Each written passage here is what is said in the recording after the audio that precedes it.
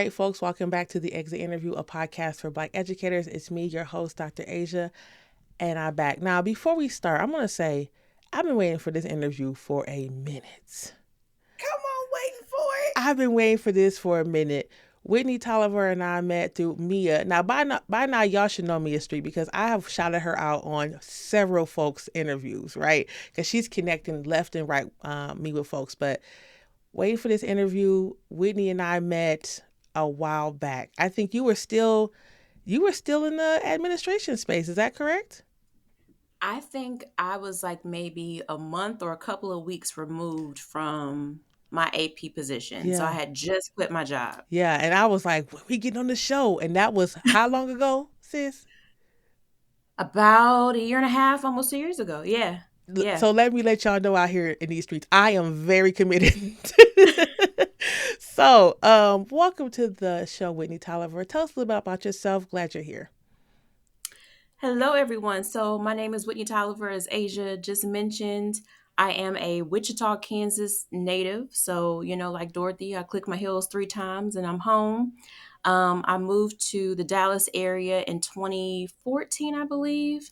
It was like right after my mother passed away, and I was like, I need something new. I need some new scenery, and it was probably the best decision I ever could have made. Moving to Dallas, I worked in a couple of different districts and kind of navigated through the educational system, and here I am today.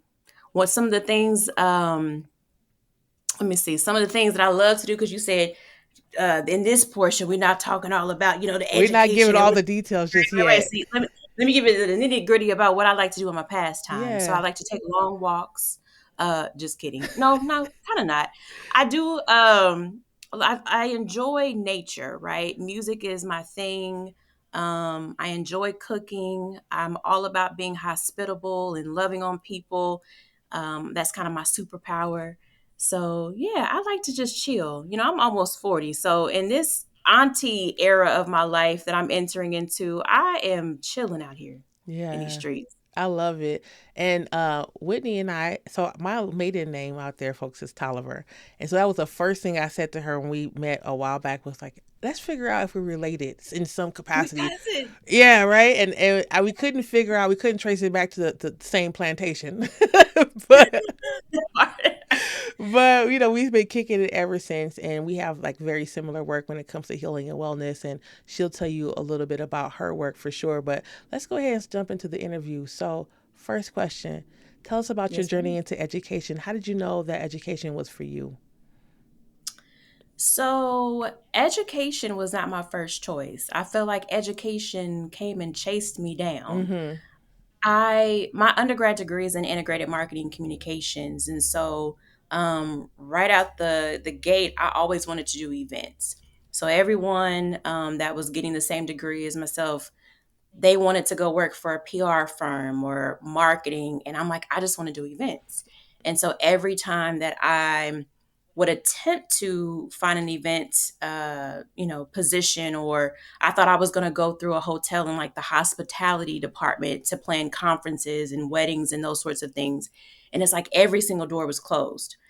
And the door that was open always was working with kids. And Mm-hmm. it was like I always found myself um, doing something, whether it was in a family event where I'm facilitating something for the kids to, make hot cocoa at the Christmas events, or somebody's kids want to come and I'm taking them to go do an event. I'm working with the kids at church, and so the children and the relationships, they always found me. Um, and I was working when I graduated from my undergrad. With my undergrad degree, I was working as I also went back to school to become a cosmetologist. Mm-hmm.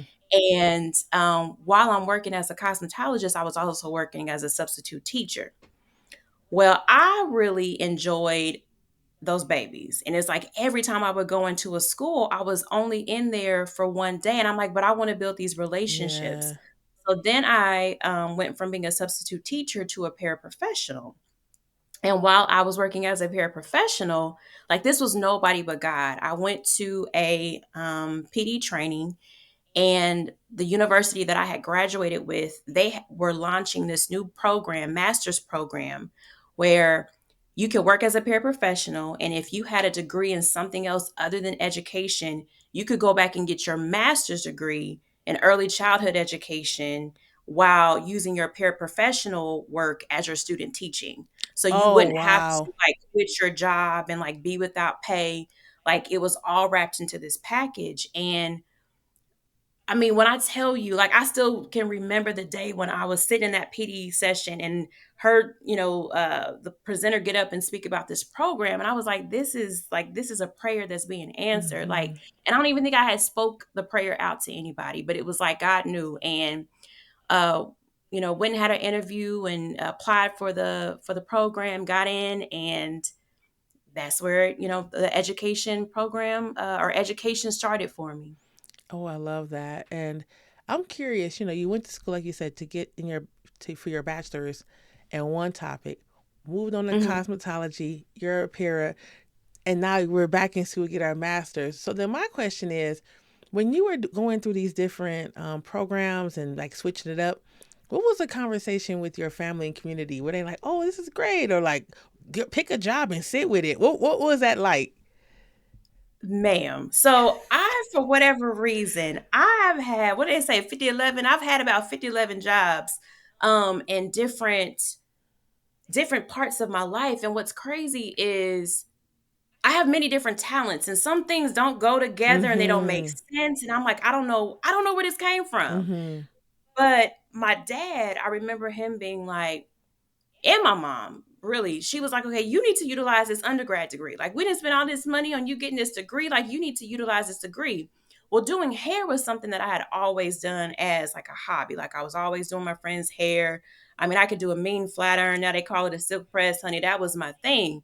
And so going to cosmetology school, that just made sense. Sure. Like, I even had an auntie that was like, I thought you were going to go to culinary school because, like I said, I've had Mm. many different talents and abilities that don't all go together, but there's no way I can be a chef and a cosmetologist and an educator, like all these different things and do them well, right? So I've had different parts of my life where I've been able to explore. Um, so I said all that to say the conversations while all of these things were going on, while I'm making these transitions, my parents didn't understand. Yeah, so I had an auntie that was like, I thought you were gonna go into culinary. So, there were so many different gifts and talents. There are so many gifts and talents that I've been blessed to have, but I just can't do everything well. So to answer your question, um, while I was going through these different professions and transitions, my parents, no, they were not with it. They were trying to figure out what is Whitney doing. Yeah. Utilize that undergrad degree that we paid for.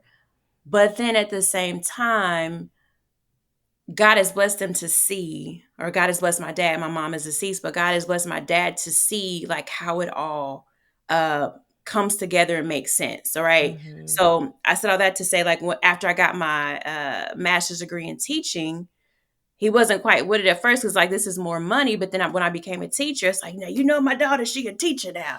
Of course. Yeah, and then when I became an AP, he telling like I'm going back home, and he's like, "Now my daughter, and she a principal now, Daddy. I'm not a principal, I'm an assistant principal. That's two different things." But so very, very proud, and even when I made the step to quit my job and leave education, I didn't tell my dad right away. Um, and when I finally told him, what was so dope about this whole situation is like God allowed me to see my dad's love and covering for me Mm. because my dad knew how miserable I had become. Um, like it would be times where I would call my dad up and I'm just crying, like Mm-hmm. crying all evening. And he's like, I need you to calm down because like you were about to have a nervous breakdown. Like, and I would hang up the phone with him and still continue to cry. And, Mm-hmm. my whole attitude and everything, I was just like, not, I was a different person. So he could see how unhappy I was even before I even told him how unhappy I was. So when I went to go tell him that I'm no longer an assistant principal anymore, and I'm not working in education, looking for a different job, he was disappointed. I don't even know if I would say that he was disappointed. My daddy is very much so like a you grab a job that you get benefits on and you have a pension and you The going to good collect government job. security. Yes, ma'am. And Yes. so that was his mindset of like, okay, you need to be making sure you have some benefits and this, that, and the other. So that was his mindset. And then making sure I had a good salary to go along with it. But he wasn't mad and he completely understood why I left the job. And so that made me Mm, feel covered. I didn't feel like, yeah. man, like, so to get his approval to know that I'm entering this entrepreneurial space, that was just like all the joy, all the love and joy that I needed. Yeah, thank you so much for answering that question. And we'll probably talk a little bit more about that in our, this that a couple questions from now. So, kind of going back a little bit, you talked about being like I was a teacher, then an AP. Tell us about your teaching journey. Tell us about your AP journey. We want to know all the parts. Yeah. So, I love the babies. I know we have a lot of folks out there that don't quite understand, like, you work with kindergarten, like that, those were my babies. I taught first grade, I taught kindergarten and third grade. And the last year when I taught third grade, I had a chance to have those babies twice. So I had those babies when they were in kindergarten, and Mm, then I had them when they were in third grade. And so that was like the dopest experience because they already knew me. They knew my personality. They knew my love for them. The parents that I had, they already knew how I was and how I ran my classroom, and so that just strengthened the relationship even more. Um, when I became an assistant principal, that so hold that thought, go ahead, because go I ahead. see you. What you. So on the exit interview, we need all the details. So You you need just all said these. I taught this and I taught that, and then there was how long did you teach? I Where got did you you. teach? I Yeah, got we're nosy on the exit you interviews. nosy. Okay, I gotta dig a little We deeper. want to know about the folks, like the mentors, folks that supported you, some wild times. We want to know all those Some things. wild times. Okay, so let me Yeah. let me go let me go back and dig a little deeper. So Yes. when I first moved here to Dallas, so I was a substitute and a paraprofessional in Kansas. Mm-hmm. And when I moved to Dallas and I started working for a charter school, and they brought me in as a resident teacher. So basically, what that role was, to summarize it, I was like an in-house sub. And so I would go in and fill in when need be. It was really a cool role because I got a chance to see what was going on all over the building, plus work with kids at different Mm-hmm. ages. So it was really, really cool. And so I did that for half a semester, um, or half a school year rather.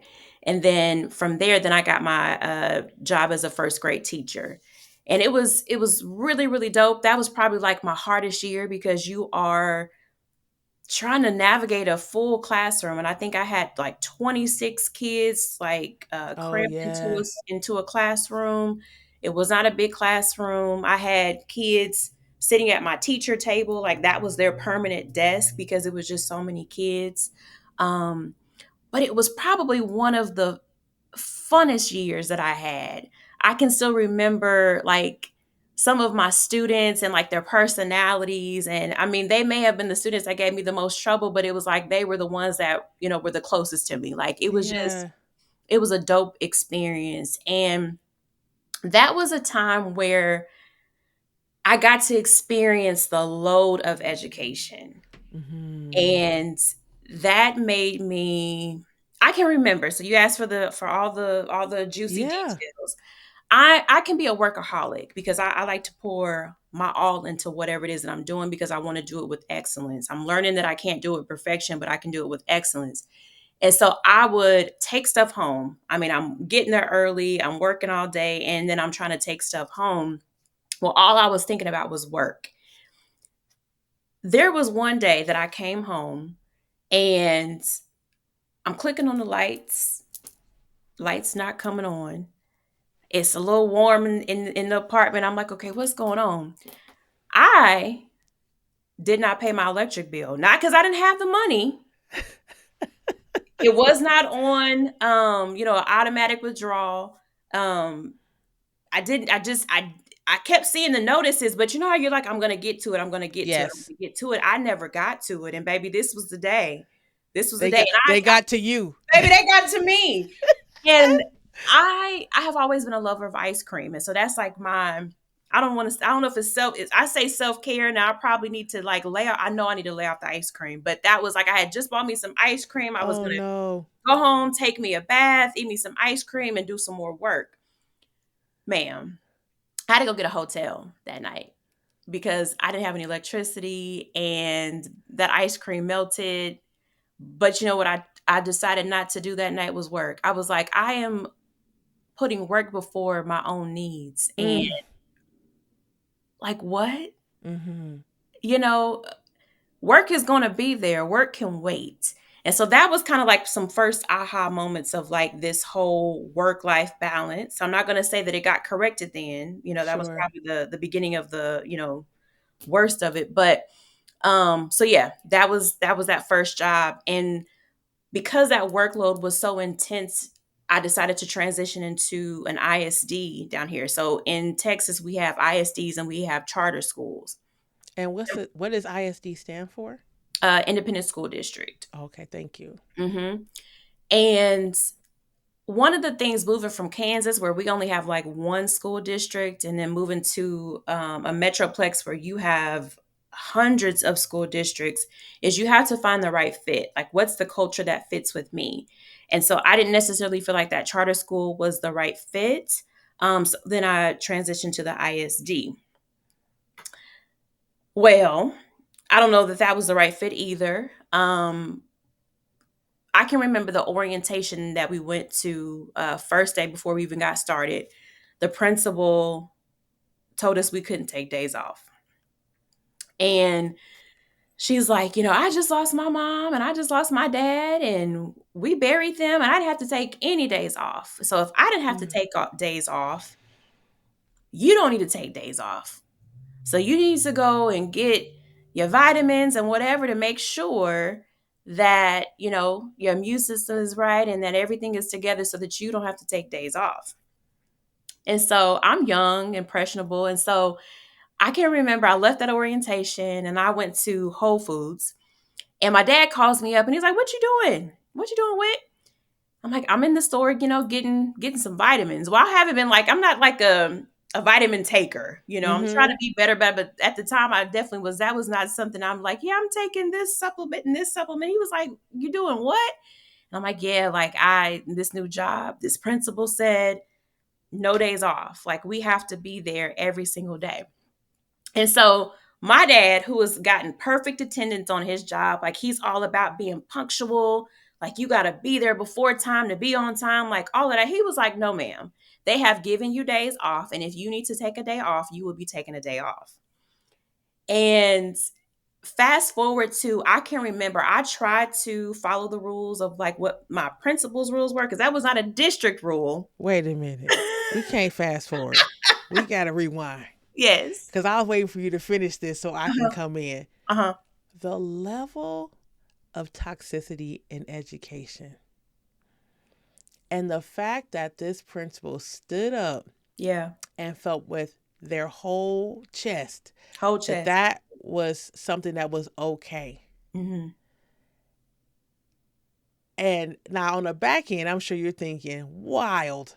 Wow. But like you said, this person knew that they had younger folks who are working and they're just trying to Mhm. please. And if they themselves are in an older generation, perfect attendance, we keep showing it. And to pass that down is Yes. so harmful. And that's how so many of us who are in the spaces of supporting educators like you and I are, we have to undo all Yes. of that, Yep.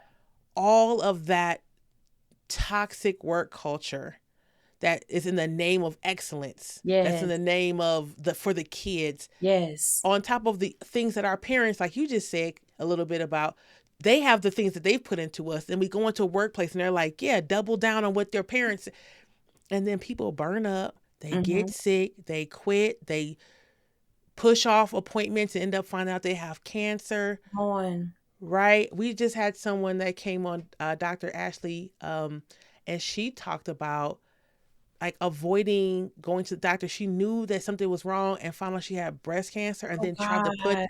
tried to put off the double mastectomy until spring break. Right? Like, no, we have testing. So Yes. can we put this off until March? It was January and she had to have a double mastectomy. So this swirling around of this toxic way of showing up as educators, and then in the same conversation, why don't we have more teachers? Yeah. Why are we having a shortage? Sweetheart, because your expectations are unacceptable. They're That unrealistic. And I just wanted to pause and say, that is insane. yeah. And I don't use that word lightly.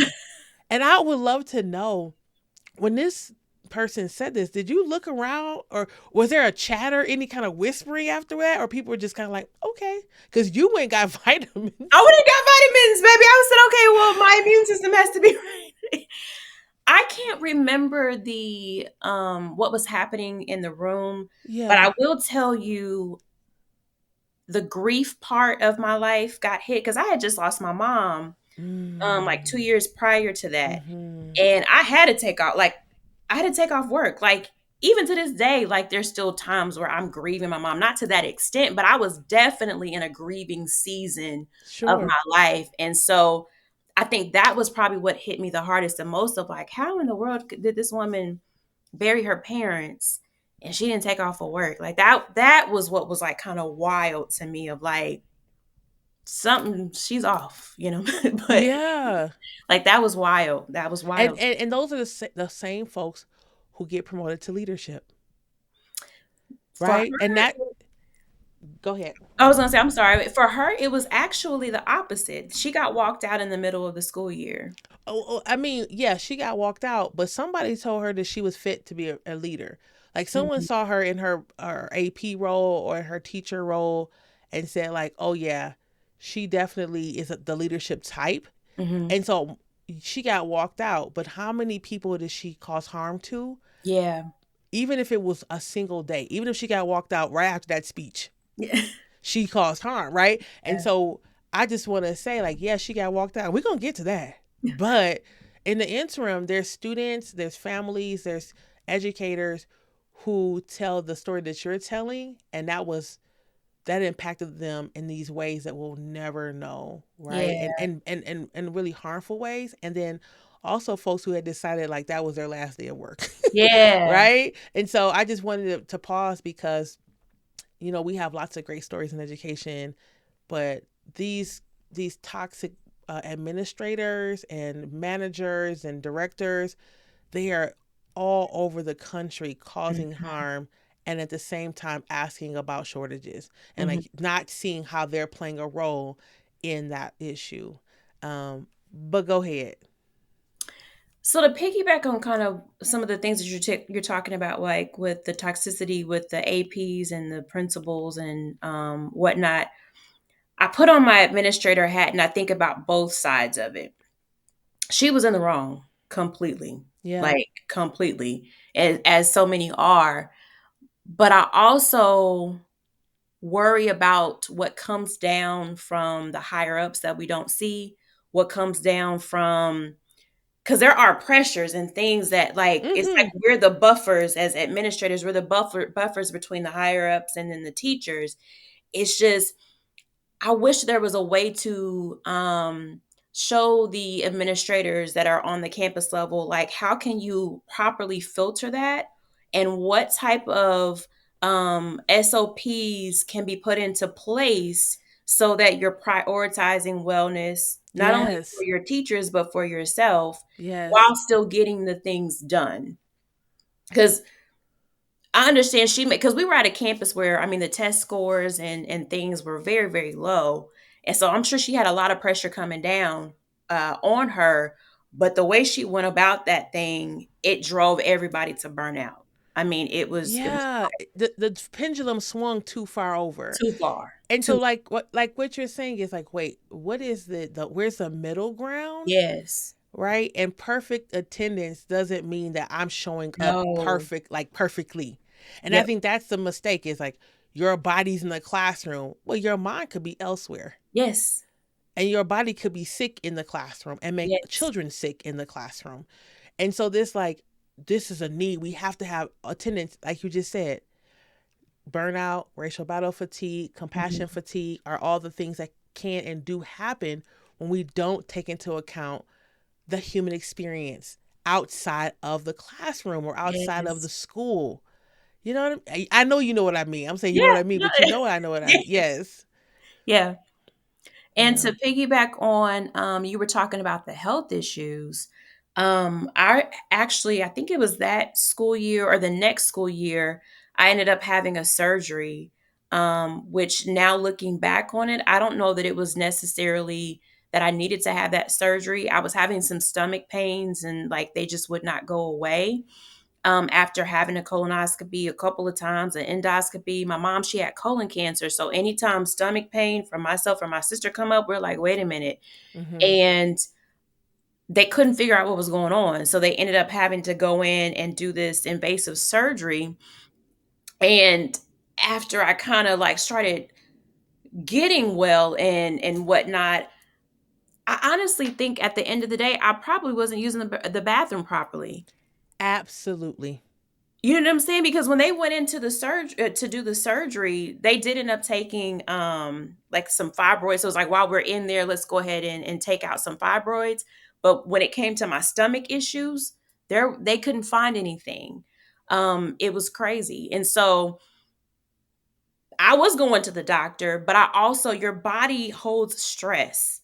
Your body holds stress in different parts of your body. You may have aches and pains and losing hair and growths and different things going on, hot flashes, that may not be associated with perimenopause or menopause.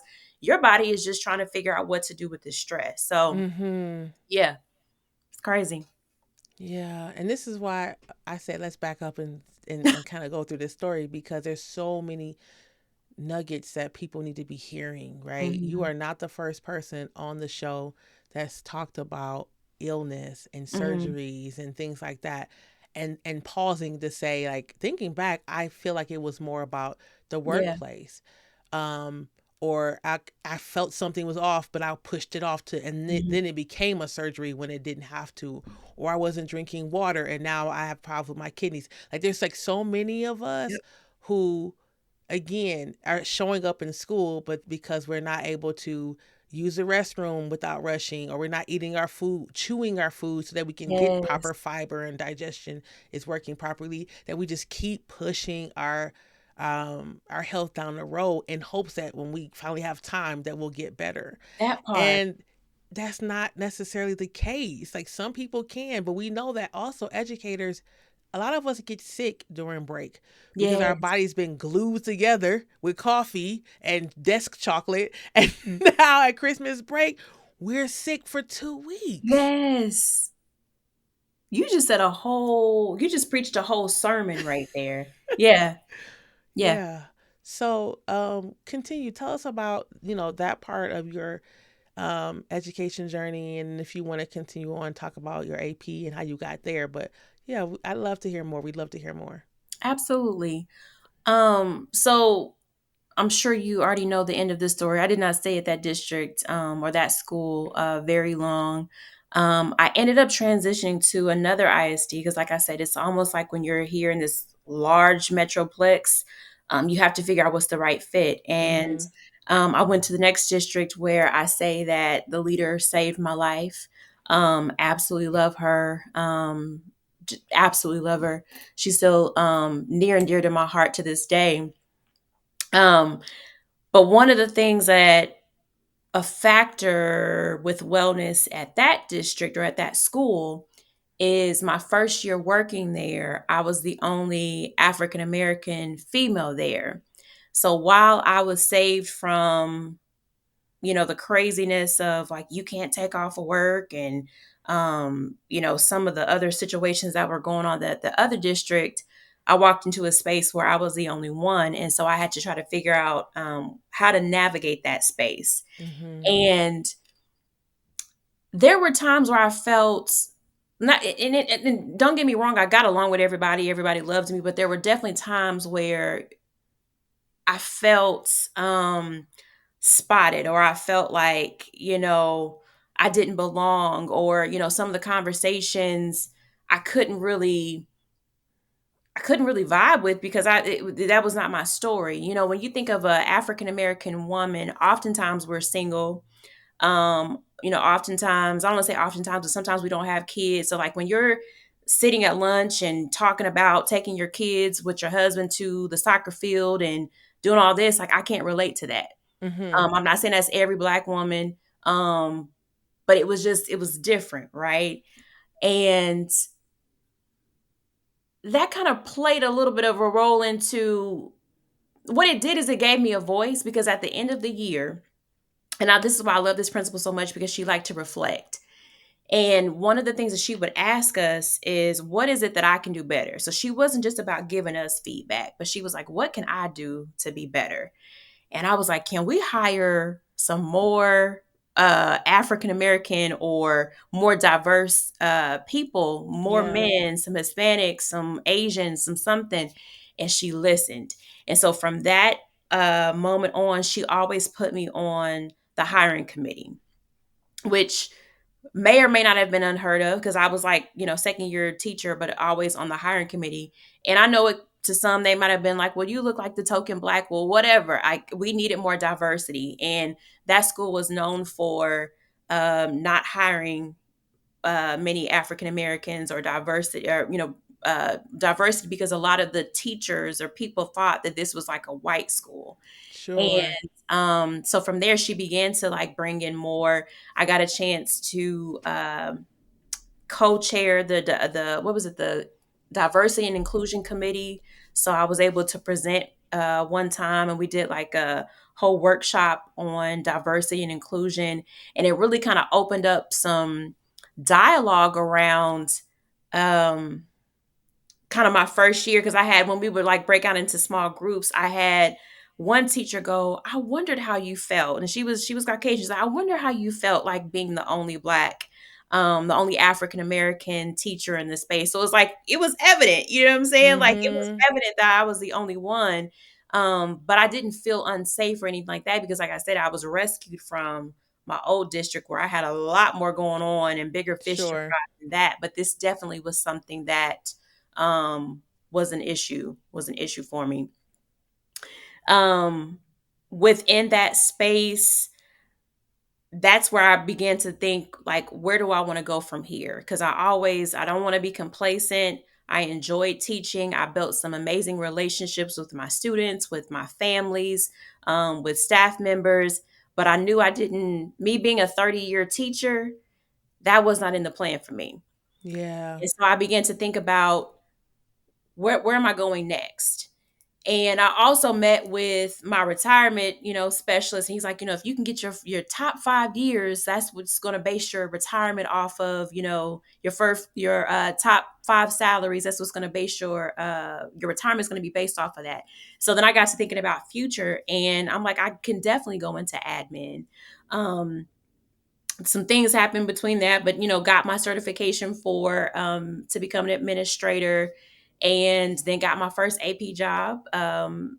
Actually, hold on, I'm skipping a year. So I did interview one year to become an AP, and I wasn't ready. Like God knew I wasn't ready, but my aunt was pushing me of like, go get that experience, and I'm so glad I did, because Yeah. that prepared me for the next year. So what's funny is when I went into that first interview that first year, I had natural hair. So before I got locked up, I used to have a fro.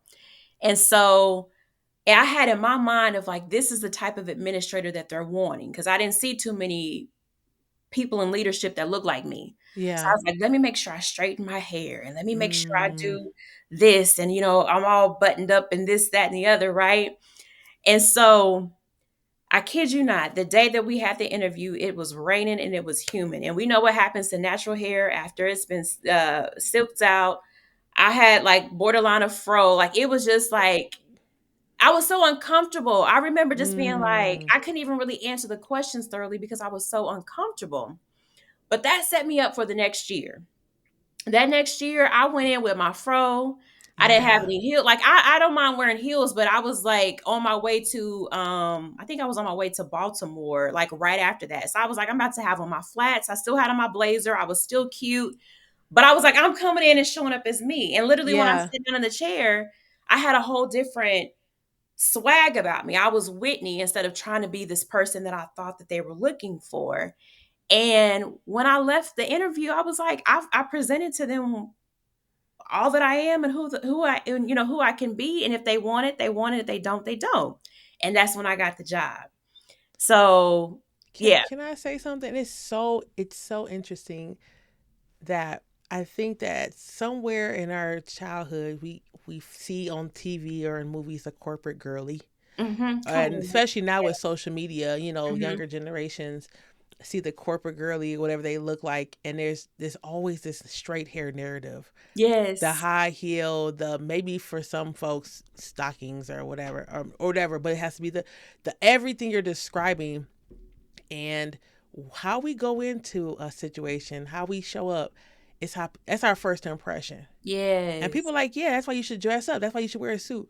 But then it also says, I'll be wearing that silk press forever. Yes. Right? I have to maintain that. And it's like, what does it mean to people are already code switching in their jobs for other things. And I Yes. got to code switch my hair and damage it and keep it a certain way until and sometimes folks like, wait, this is the day I'm gonna go natural and Right, see right, what right, happens. And right. they're like, oh, your hair is so, and it's over. But some folks will just be trapped in that corporate girly Mhm. aesthetic Mhm. for as long as their career is. And so I'm not for or against that, but I'm just thinking, like, when you said that you slicked your hair down, you did silk press and it was raining, I was like, oh, this is gonna be something. Man. Yeah, because people need to hear that, whether they work for themselves or other people. Like, who are you? Like, what ways can you be your authentic self? Even the smallest amount, right? To have some small amount of um, liberation, even in the Mhm. workplace. And for some of us, it can be hair. Some people it can't be, but we have to keep asking ourselves things like that. That's real.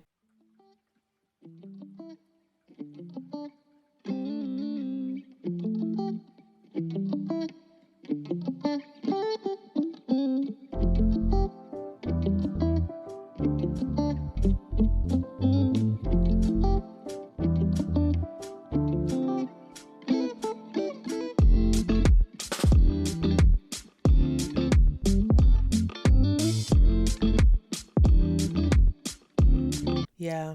And people that have known me and grown up with me, they know that my flat iron, honey, we used to call it a flat iron. My flat iron and my wrap, it used to be on point. And Yeah. so I've had the short pixie, holly berry cut, I've had all the things.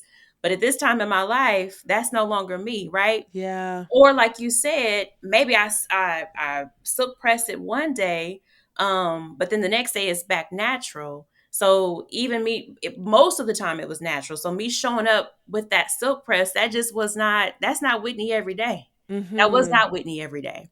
Not at that time. I Mhm. had evolved into something, something else, someone else. Yeah.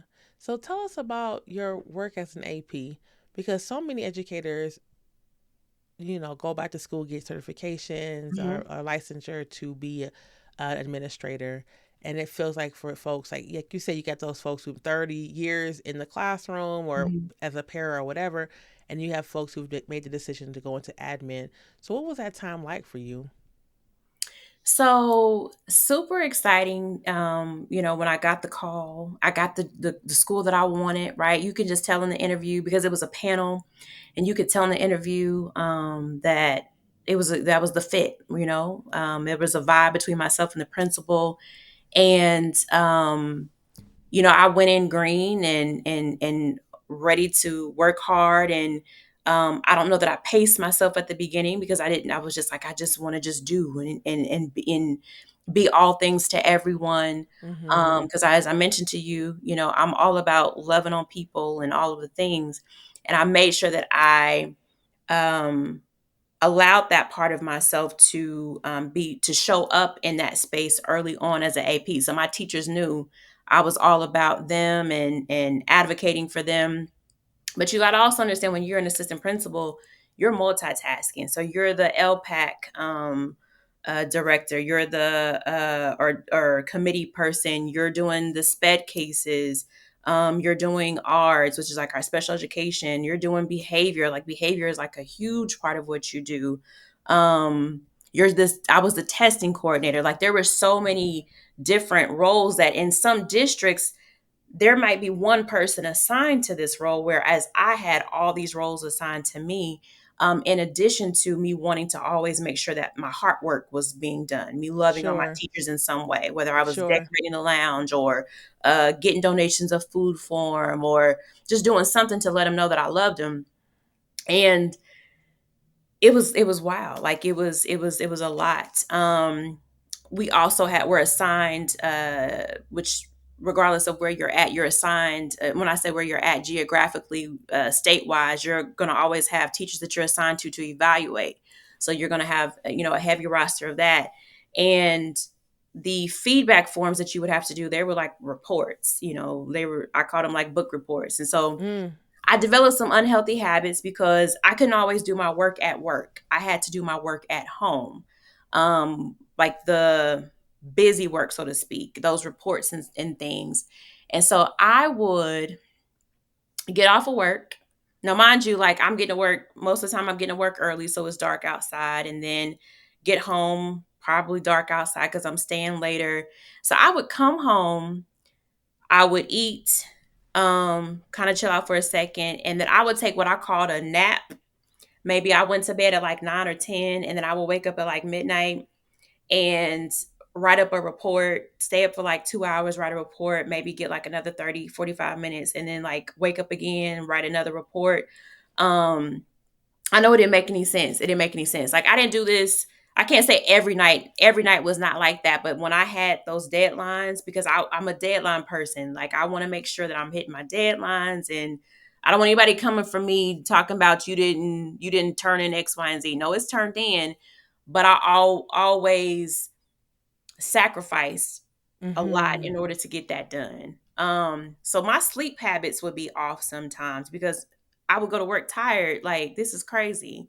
Um, every morning I would make me a nice cup of coffee. Like that was just like part of my routine and my habit. And not just drinking the coffee, but just getting up and the act of making the coffee, smelling the coffee as I'm waking up. Like that was important to me. But I would do all that work to make my coffee, only to set the cup down on my desk when I got there, and I didn't drink it. Yeah. Um, pack my lunch. I would eat, but maybe I didn't eat until 1 or, 2 or dismissal. Um, and I don't know that I was the best at advocating for myself to say, hey, like I need to take a break, or because you're always on as an administrator.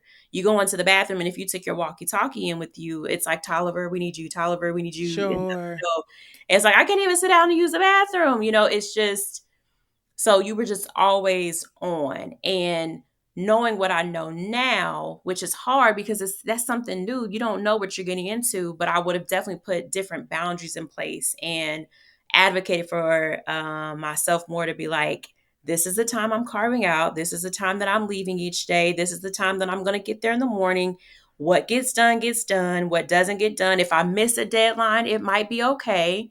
Yeah. Just sometimes we do things because we don't want we don't want to hear other people's reactions, or we want them to look at us favorably, and that can't be at the detriment of you, or that shouldn't have been at the detriment of me. Like, so what if they, you know I don't want to say they know, not yeah, but so what if they are not pleased with what it is that I do, and that's where I talked about that I'm a perfectionist, but kind of getting out of that, doing everything with perfection, but with excellence. You Yeah. can't be perfect. Yeah. This is um I you've shared a lot in this little couple minutes, and I'm just sitting here thinking about their sleep pattern, and I'm thinking about like you said, the bathroom and the coffee and all the things. And there are folks who are probably listening to this exit interview and thinking like, that's me, like right Hmm. now, that's what I'm going through. Hmm. Or like, if when I'm AP, I won't do that, I'll do X, Y, and Z. That's what you Right. just said. Like I'm gonna be the exception. Okay. Yeah. Yeah, and so I want folks to listen to someone who was an AP and take note. Like you said, better boundaries around Hmm. rest, better boundaries around workload, better boundaries around using the restroom or things like that. And yeah, an AP position and teaching position, paraprofessional, dean, early childhood, higher education, all of it. Because it's like the deadline, the pile never ends. I remember as an educator, I used to, grade papers and not clear the whole basket, and the next day the basket be full again. And so I had to slow down. Like, there's going to be more work tomorrow, and I'm trying to burn it up to have some like relief Yeah. instead of just being relieved now. Instead of giving myself permission now to say like you're doing a good job, you don't have to be rushing all the time. Yes. Instead of that, it's an anxiety, and I think that school districts put that anxiety like we gotta get to school, we have to Hmm. not miss, we gotta get Hmm. to, and it's all this pressure, right? It's all this pressure, and the folks who um, are sacrificing this are always the kids, all the humans involved. But we just keep that narrative going. Yeah, and so thinking about that pacing, and you kind of alluded to this earlier when talking about your dad. Hmm. What is it you were an AP for some time? What was it that helped you decide it's time for you to go? Like what was that decision? I think it was so. It was kind of, I don't know. There was a couple of things, but it's like when you kind of get to that point of like, I'm not happy. You know, yeah, I'm not happy. And so I began to look for other positions. I was an AP for 2 years, and so I began to look for positions um like the end of like the first year. Nothing, I didn't get anything. I had an interview for one position that I really really wanted, but God closed that door, and I now know why, which I'm grateful for. So you wait, just to interrupt you. So you knew you weren't happy after the first year. It was April of that first year. Like, I can tell you Mm. the month because there was something specific that happened. I'm not going to go into it, but it was something that was like this moment of like, man, this is probably, and it's not even that, because I was a good AP. You know what I'm saying? Somebody might be like, well, you wasn't great. I was a good AP. Like, I was a good AP. But I could have very easily gone to another school or another district, but I was just worried that I would feel the same way because that workload is probably not going anywhere. Now, there's many different factors that go into this. The students you serve, the leadership, that you serve with, um, the teachers that you serve. There's many different factors that contribute to all of this. And so yeah, I was just like, I think I'm good. I'm beginning to be unhappy. Mm-hmm. And so I was trying to make a move. And then that second year I came back, and I was actually the summer school principal during that summer, which that was really, really cool. My teachers, they worked hard for me. It was a good time, good time. Um, and yeah, so you asked me about when did I know that it was time for me to, Yeah. So you yeah. you knew that, and then you started to look, and so you're Hmm. at the end of your second year.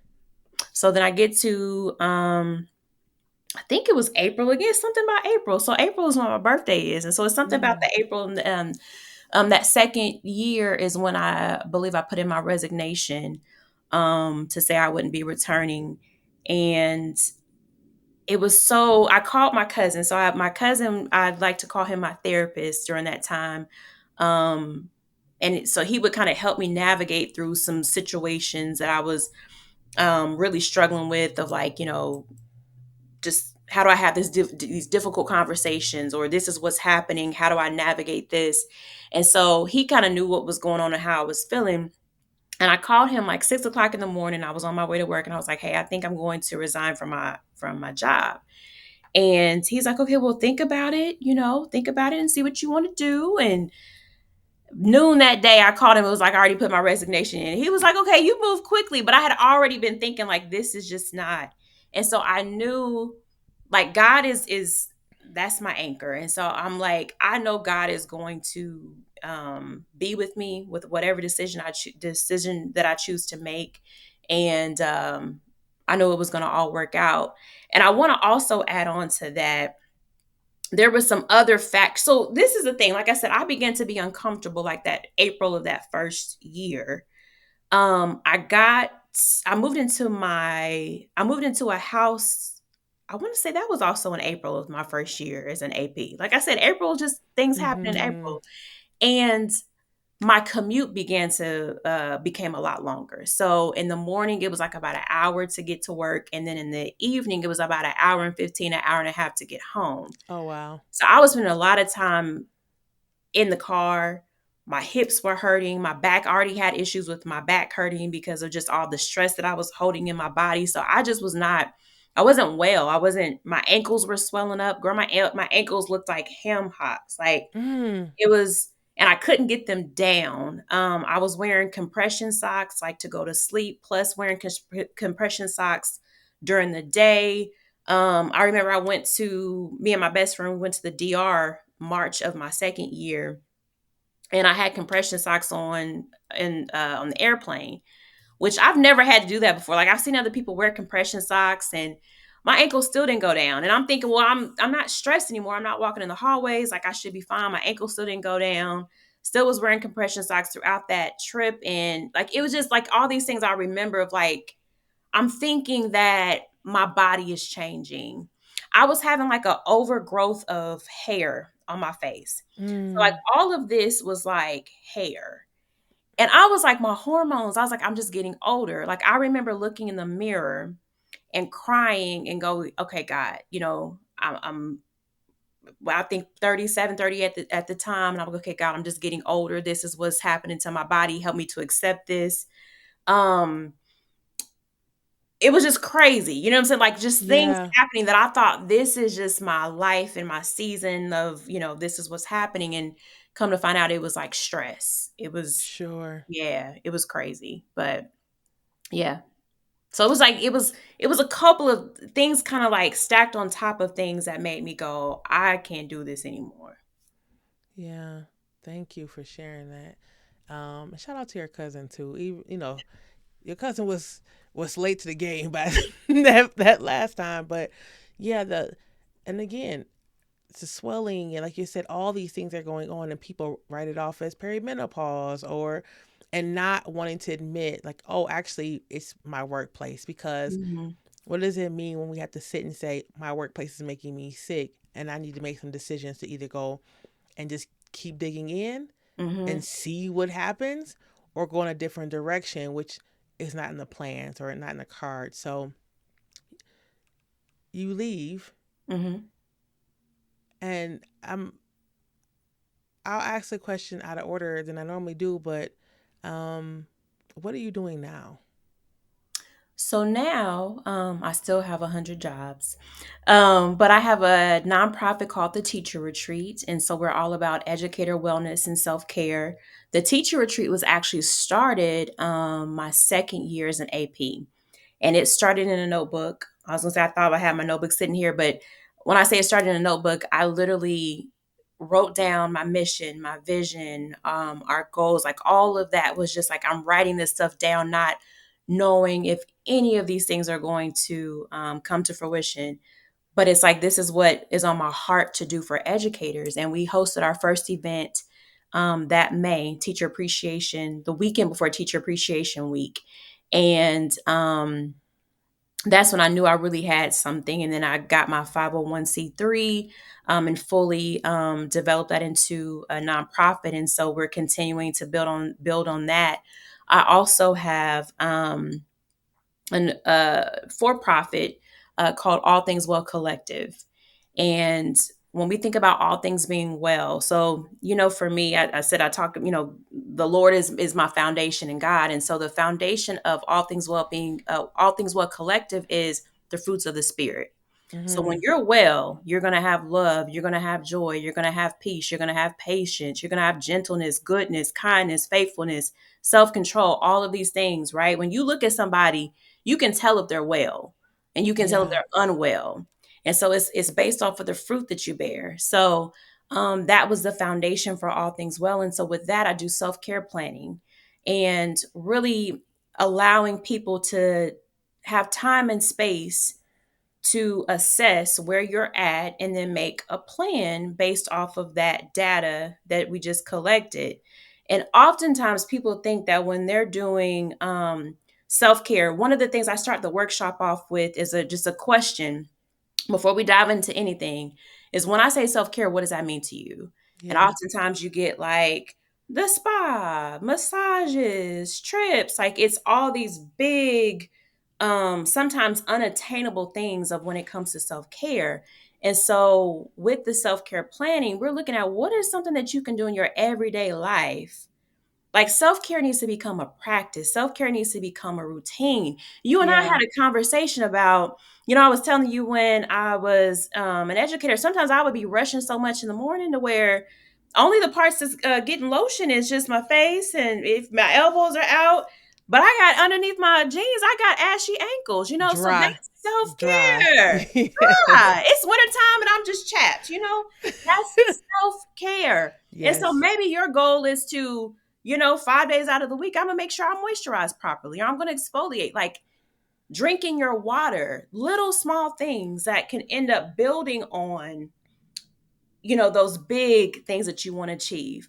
So, in education, we talk about Maslow's hierarchy of needs. Mhm. Like that's like our tool that we use when we're, trying to figure these kids out. Mhm. That's one of the foundational tools that I use when it comes to these workshops and helping teachers to recognize where you at on this hierarchy. Where are you struggling with? Are you getting enough sleep? Are you getting enough what's your health looking like? What's your family connections and relationships looking like? So that you can get to that self-actualization space with the Maslow's hierarchy of needs, right? We apply it, Yeah. we use that when we're talking about our students that we're serving, but we need to use that when we're talking about ourselves. Yeah. Yeah. And then I And you also, I'm oh, sorry, go go ahead. no, go Go ahead. ahead. Go ahead. So one more thing that I do. So I'm also the general manager for Lead Strong, and so we're a coach consultancy, and we do leadership development and team facilitation on the leadership level. Mhm. Yes, yes, yes. That's all my So jobs at this point. that's a lot of jobs. And so thinking about your work with educators, loving on them, supporting them with their rest plans and things like that, and having been in education as long as you have, then my next question is based on what you heard as a teacher, what you saw in her as an AP, what you've seen here in your work now, what do you believe that schools and districts and unions can do to retain Black educators based on your own experience? Hmm. So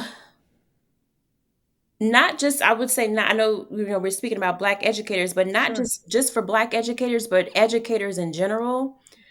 Some of this PD, like when I hear professional development, I cringe.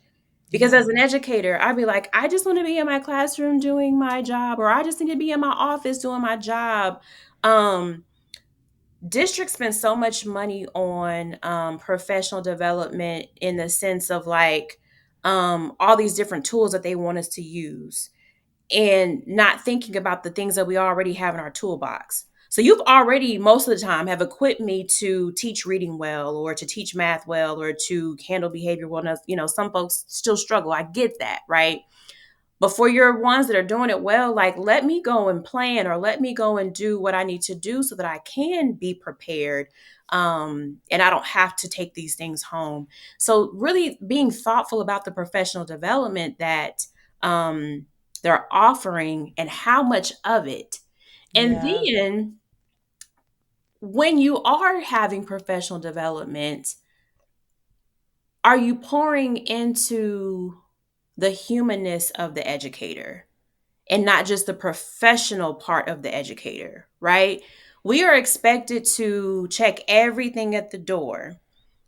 And that's just not possible. When you think about like when my mom was sick, when I was a caregiver, I couldn't check that at the door. Sure. When she passed away, I couldn't check that at the door. Um, if you are married and you are having some marital issues, you can't check that out the door. Your kid is acting up. You can't check that at the door. There's just things that you cannot check at the door. And what are you doing?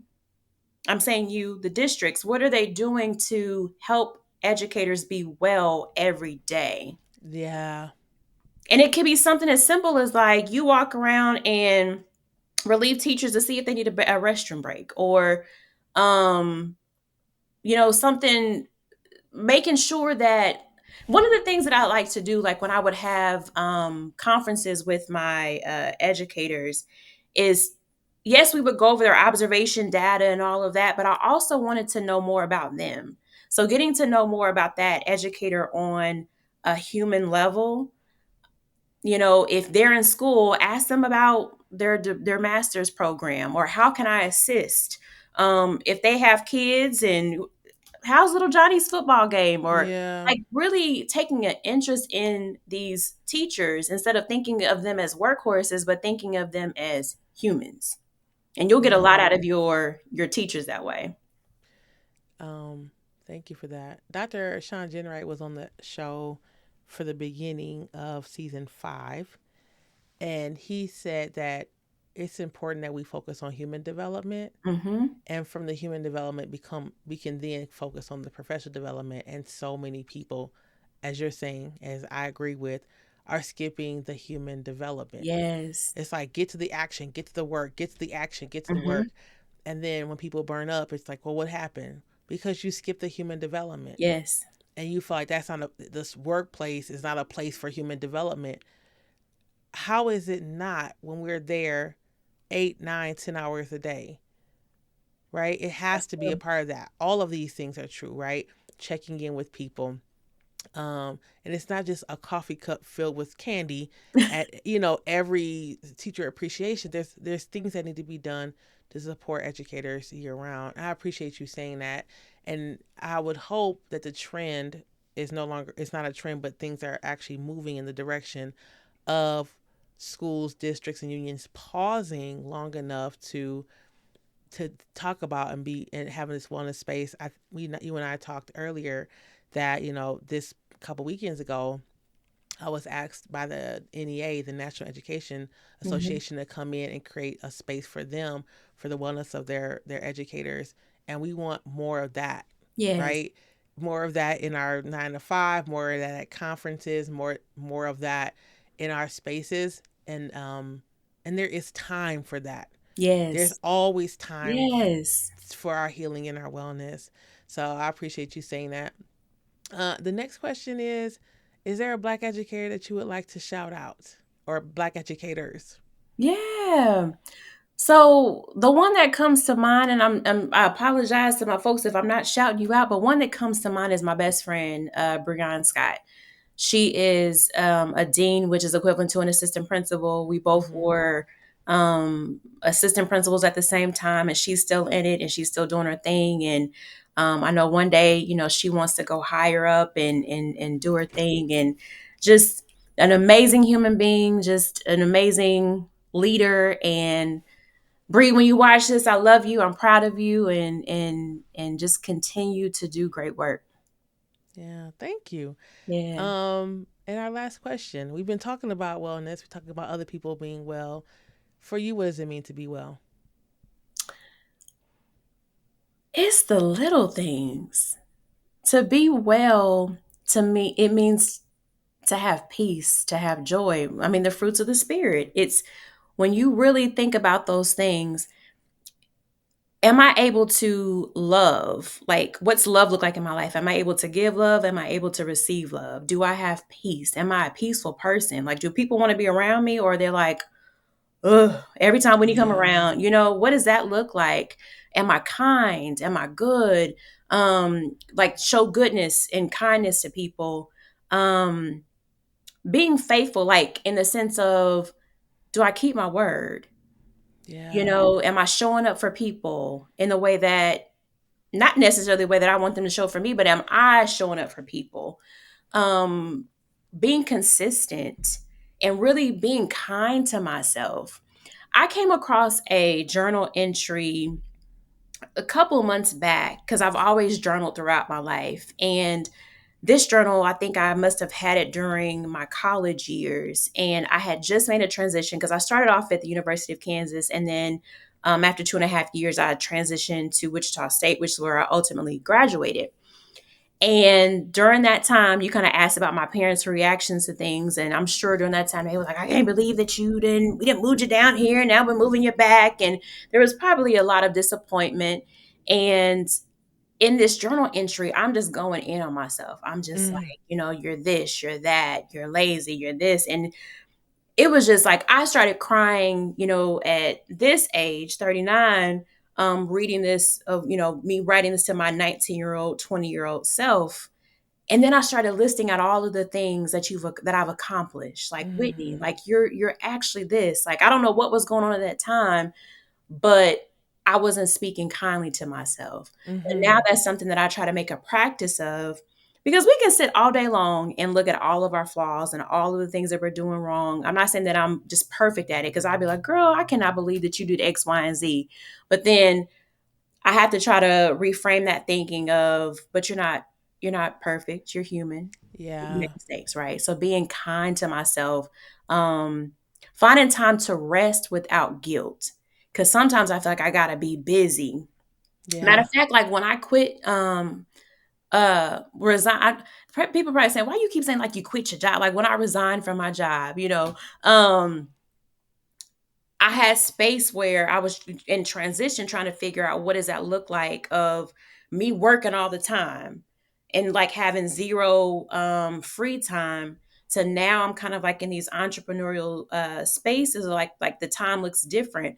I would be trying to make up stuff to do. Like it was crazy because I felt like I had to be on. I was still waking up at like 5, 6 in the morning, getting on my computer, cleaning out my emails, doing all these things. Now, granted, that some of those things I needed to do because it was in preparation for what was to come, but I still didn't need to be as busy as I thought I needed to be. But I thought Mm, that I wasn't worthy of having rest. I wasn't worthy of free time. It's some crazy psychological stuff that we got going on that we have to rewire.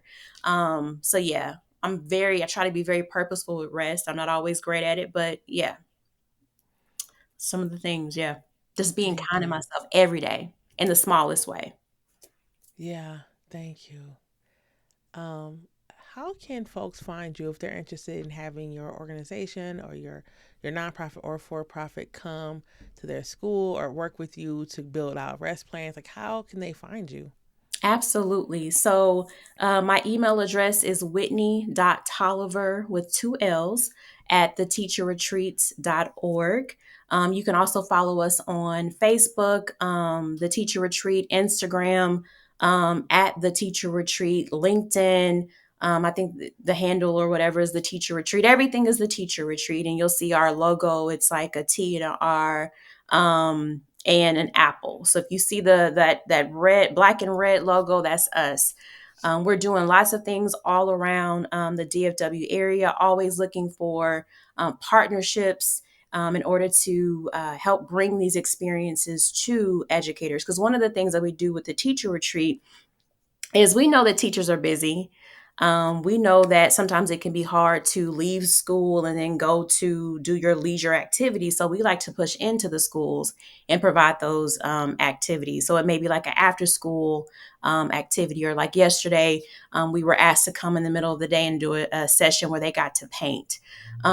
We also have outside activities. We have mixers, we have gardening events. So when it comes to the teacher retreat, we're all about having a good time and meeting the needs of everyone, because we understand that some people may not like mixers but you like to garden, you may Yeah. not like to garden but you like to paint, or you like to do bracelet making. So just making sure that we are covering the bases for everyone. Yeah. Thank you. All right, folks, check out Whitney. Check out the teacher retreat. If you're an admin, if you're a teacher, dean, whomever, find her. Get in there. Make sure you talk to her, connect. And Whitney, we really appreciate you coming on and speaking to us and sharing your story. Uh, a lot to talk about, a lot to think about. And all right, folks, we'll talk to you later. One more Peace. thing, if you don't mind. Can I Yeah, add? I know go. she already said peace, she concluded, but so since this is the year of 2026, I Hmm. am turning 40. I know I only look, 21. I get it, excuse these gray hairs. You But good. um one of the things that we're doing is we're running a campaign to have folks donate $40 in honor of myself, the founder of the teacher retreat. So Yeah. be on the lookout for that donation link if you see it. If you can't donate, that's totally fine. Pass it to someone that can. If Hmm. you can donate $5, $4, all of these things go back to the educators that we serve. But we can't do it without partnerships. We can't do it without donations. So, in honor of me, in lieu of gifts, this would make my heart so happy. Donate $40. Y'all can do that, folks. Y'all Please. can donate that $40, 50 maybe. All right. I love it. Um, I love it. Thank you, Whitney. We'll talk to y'all later. All right. Peace Bye. for real this time. Bye.